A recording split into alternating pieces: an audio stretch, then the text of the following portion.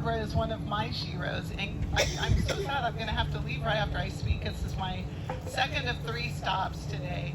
Not Roger Marshall. I actually have real stops. But then you're going to hear from one of my true friends and definite sheroes in this state, Cindy Holscher. Senator Holscher is amazing. You're in for a treat. Well, hello, Harvey County. Hello, Newton, Kansas. How are you today? I am a hugger, so I wish I could hug everyone. I have a couple of fun little facts. Does anybody know what May 17th is in history, the date? That's a little pop quiz. Today is the anniversary of the Supreme Court decision in the Brown versus Board of Education of Topeka, Kansas, that effectively struck down segregation in our schools and then led the way to end segregation in the United States. So we celebrate that today.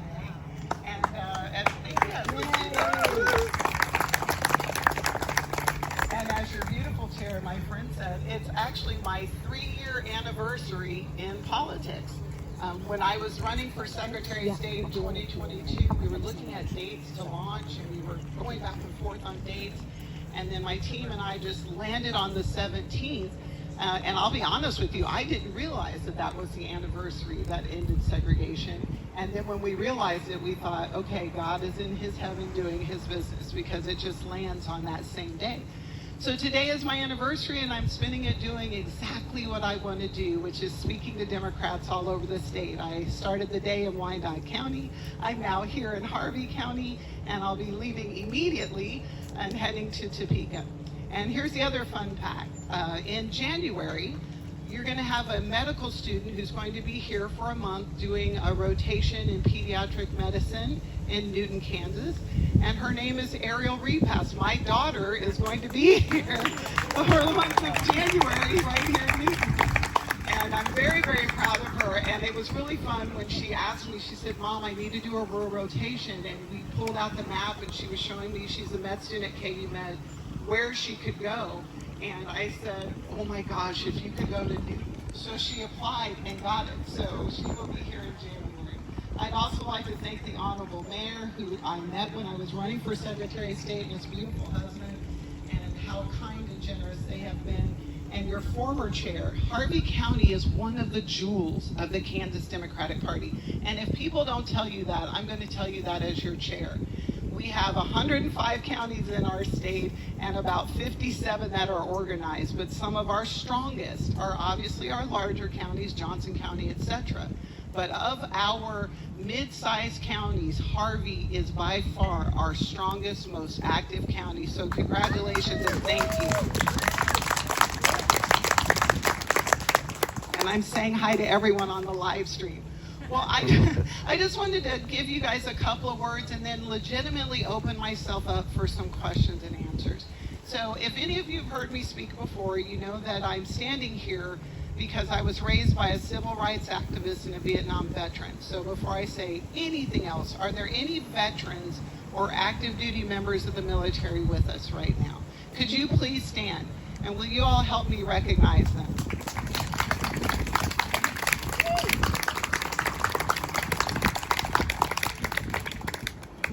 Thank you for your service. Thank you for our freedoms. Democrats, don't let anybody tell you that we're not patriots. Don't let anybody tell you that we don't love our country too. So thank you so much. We owe ourselves to you. Well, I'm the daughter of a civil rights activist, and she started with me growing up saying, if not now, when? And if not you, who? In reference to who was supposed to step up and make a difference. And she instilled in my brothers and I that it was and is our responsibility to add to the country. It is not someone else's job. It is ours. Okay, I'm going to be making eye contact here with people. It's your job. It is your job. This is our country. If you don't like what's happening, you change it. That's the great gift of America, is we are not governed by kings. I know Trump thinks he's a king and he's going to fly around in a jet, and we'll see about that. But the fact is, we're a represented Republican. We get to decide. We, the people, make a change. So I'm going to stand here and make a plea for people to run for office. We have municipal elections coming up. You have a great mayor, but do you have school board races? Do you have county commission seats? That's all in 2025. And I want to tell you that the Kansas Democratic Party, we partnered with Contest Every Race. We have recruited 1,400 people to run in our municipal cycle from all across the state, not just in Johnson County. As a matter of fact, Johnson County opted out. This is people all over Kansas to run as Democrats. Then in addition to that, 2026 is looming large. Does anybody know what's happening?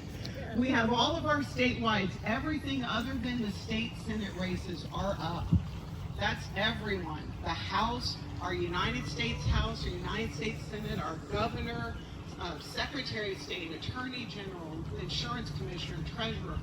All of those seats are up. And let me tell you how important that is. Does anybody here know a lovely woman named Laura Kelly? Our governor is amazing. We were not on the brink of bankruptcy when she got elected. We were bankrupt.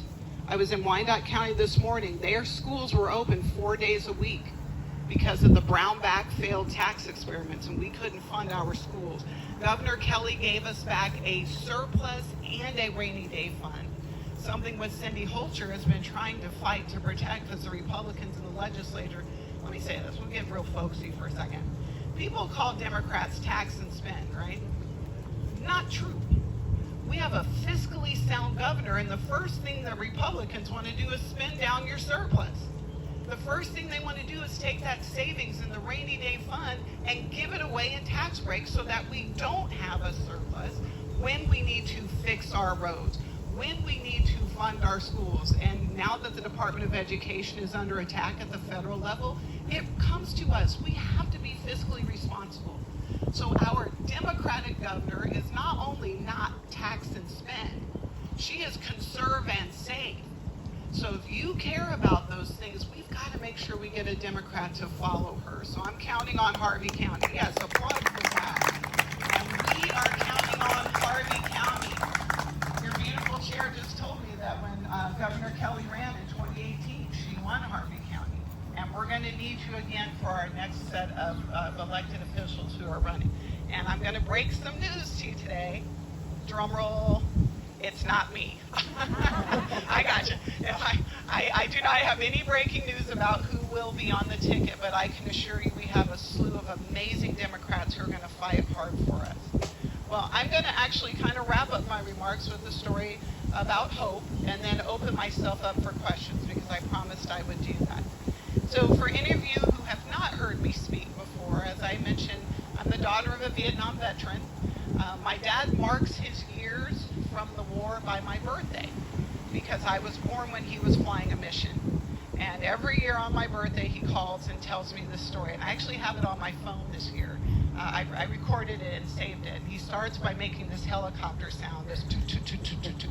And then sometimes he'll play that Creedence Clearwater Revival, Center Side Bonnie. That's it, Vietnam. But then he says, as young men do in the time of war, my dad would sometimes get in a little good trouble. He would never tell us details, but Chief Warrant Officer or Jeanna would sometimes get in a little trouble. I think that's what people do in war to keep sane. But he said the call came over and it said, Chief Warrant Officer or Jeanna, and he said, sir, whatever it is, I didn't do it. And he said, well, your wife just had a baby daughter, so I hope it was you. And this is the story he tells me every year. And this year it'll be 55 years since that happened. But I say that when I say that we love our veterans and our active duty military. We love this country. People fought for us to have these freedoms, and it is very hard to gain ground and very easy to lose it. As we see what one rogue president and an unelected billionaire can do in 100 days. Thank you. Let's clap for that. We've got to know that we got to fight back. 100 years of precedent that people were wiping out in 100 days. So now we must be the resistance. But let me tell you why I have hope, because here's the actual story. My mom, Jeanna, was a freedom fighter and an activist who started speaking sneaking out of her house when she was 14 years old to go get into the civil rights movement. And the kids would go out and say, let's go get arrested today. There's actually a movie, and I don't share this with everybody, but there's a movie. It was an Oscar-nominated movie called A Time for Burning. And my mom is featured in that movie as part of the civil rights movement. I don't think I ever tell anybody that, so yay, Harvey County, breaking news. But when she got married and then had kids, she decided to dedicate her life to God as a Lutheran pastor. And I'm going to tell you this story, and here's why I've had hope. My mom's church is Pahaco Lutheran Church. Pahaco Lutheran Church, I'm going to take you there. It is a white chapel church outside of Fremont, Nebraska, up a country road. There is a bell tower and a cemetery next door, and there's red carpet in the church. And during the children's Christmas program, they still give out that brown bag that has an apple and an orange, some nuts and some hard candy. I love it when people nod their head and they know what I'm talking about. I finally said to her 3 years ago, I'm like, Mom, can you put some chocolate in there? It's the ribbon candy. So the Friday before the Sunday, that was the children's Christmas pageant at Pahaco, exactly 3 years ago now, my mom died. And it was unexpected. We had no idea that was coming. And she was actually working on the children's program from her hospital bed, and the church was planning for her to be there. And she was surrounded by my brothers and I. And we knew that that Sunday the pageant needed to go on, as did Pahaco, and they did it. And the kids were there with their wings and the little halos and the brown bags. And when the service was done, and there were lots of tears, my brothers and I stood in the front of that church. And the congregation of that church is an all-white, all-rural congregation of farmers, farm wives, and hardworking, working-class Nebraskans. And my mother was a black woman who very often wore her hair in braids. So their beautiful black pastor and this all-white church loved each other deeply. And as we greeted people who came up to hug us, and we stood there and made sure we spoke to everyone, a woman came up to us with a little girl clinging to her leg. And she said, I just need you to know, my daughter thought that your mom was Jesus. And here's why I tell that story. If Pahaco Lutheran Church can have an old black pastor who's a former civil rights activist lead them as their shepherd, and that flock full of white farmers could love her, I know that this country can survive Donald Trump. We can survive Elon Musk. We can fight back, retain our democracy, and love our neighbors into our truest promise of this country. Whether you are black or white, LGBTQ, if you are Latino or Native American, it doesn't matter. You're an American. You are our neighbors, and we can love each other. And when we do that, when we fight back, we win. My name is Jeanna Repass. I'm so proud to be your chair, and I open myself up for questions. Go ahead, John.